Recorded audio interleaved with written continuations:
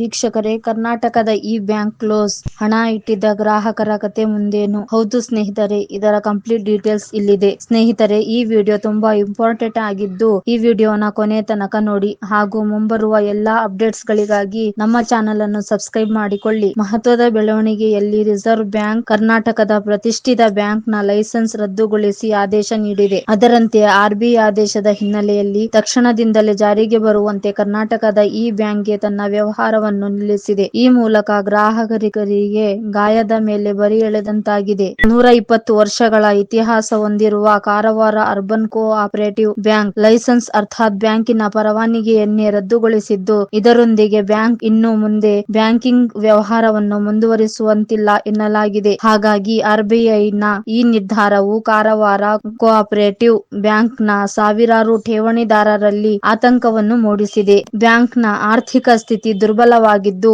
ಭವಿಷ್ಯದಲ್ಲಿ ಪುನಶ್ಚೇತನ ಸಾಧ್ಯವಿಲ್ಲವೆಂದು ನಿರ್ಧರಿಸಿ ಈ ಕ್ರಮ ಕೈಗೊಳ್ಳಲಾಗಿದೆ ಎನ್ನಲಾಗಿದ್ದು, ಸಹಕಾರಿ ಬ್ಯಾಂಕ್ ನ ಮೇಲೆ ನಂಬಿಕೆಯಿಂದ ಹಣ ಠೇವಣಿ ಇಟ್ಟ ಗ್ರಾಹಕರಿಗೆ ಶಾಕ್ ಹೊಡೆದಂತಾಗಿದೆ. ಇನ್ನು 2025ರ ಜುಲೈ 23ರಂದು ಆರ್ಬಿಐ ಈ ನಿರ್ಧಾರ ಪ್ರಕಟಿಸಿದ್ದು, ಬ್ಯಾಂಕ್ ಇದೀಗ ಯಾವುದೇ ಬ್ಯಾಂಕಿಂಗ್ ಚಟುವಟಿಕೆಗಳನ್ನು ನಡೆಸಲು ಅಸಾಧ್ಯವಾಗಿದೆ. ಹಾಗಾಗಿ ಇದು ಬ್ಯಾಂಕಿನ ಮುಚ್ಚುವಿಕೆ ಪ್ರಕ್ರಿಯೆ ಆರಂಭವಾಗಿದ್ದು, ಇದರ ಬೆನ್ನಲ್ಲೇ ಕರ್ನಾಟಕ ಸರ್ಕಾರದ ಸಂಘಗಳ ರಿಜಿಸ್ಟ್ರಾರ್ ಗೆ ಲಿಕ್ವಿಡೇಟರ್ ನೇಮಕ ಮಾಡಲು ಸೂಚಿಸಲಾಗಿದೆ. ಗಾಯದ ಮೇಲೆ ಬರೆ. ನೂರಾರು ಕೋಟಿ ವೆಚ್ಚ ನಡೆಸುತ್ತಿದ್ದ Karwar urban co operative bank ನಲ್ಲಿ ಕಳೆದ ವರ್ಷ 54 ಕೋಟಿ ಹಣ ವಂಚನೆ ಪ್ರಕರಣ ಬೆಳಕಿಗೆ ಬಂದಿತು. ಇನ್ನು ಈ ಹಣ ವಂಚನೆಯನ್ನು ಬ್ಯಾಂಕ್ ಮ್ಯಾನೇಜರ್ ಮಾಡಿದ್ದ ಎನ್ನುವ ಆರೋಪವು ಕೇಳಿ ಬಂದಿತು. ನಂತರ ಆತ ಅಪಘಾತದಲ್ಲಿ ಮೃತಪಟ್ಟಿರುವುದು ತಿಳಿದು ಇದರಿಂದಾಗಿ ಠೇವಣಿ ಇಟ್ಟಿದ್ದ ಗ್ರಾಹಕರು ಚಿಂತೆಗೀಡಾಗಿದ್ದರು. ಇದರ ನಡುವೆ